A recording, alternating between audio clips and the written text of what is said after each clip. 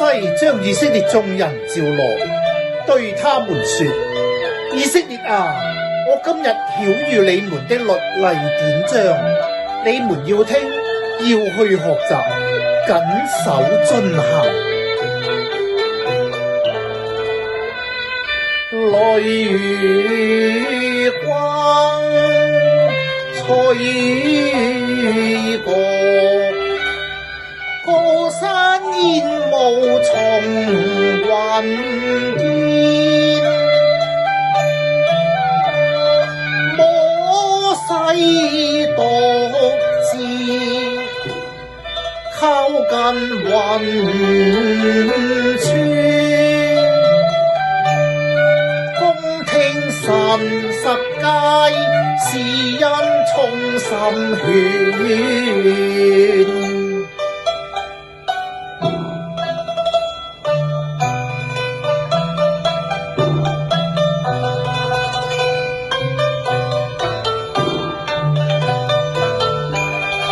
要經獨有全能神來將一切獻拜當然，你莫以所見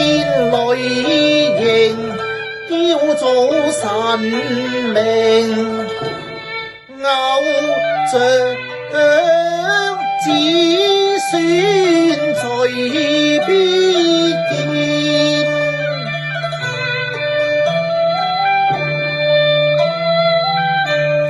莫借神名稱作一朝處罰無幸免，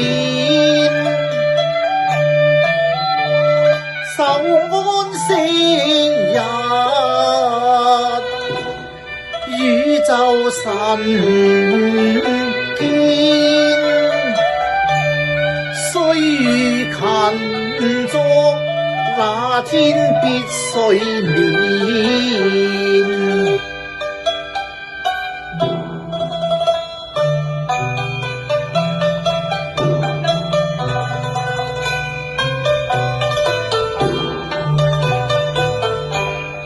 切記父母劬勞，不殺身眾，陰間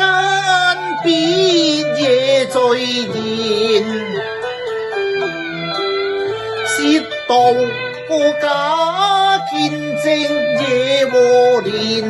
貪戀難圓，聽明應眾生守戒，何必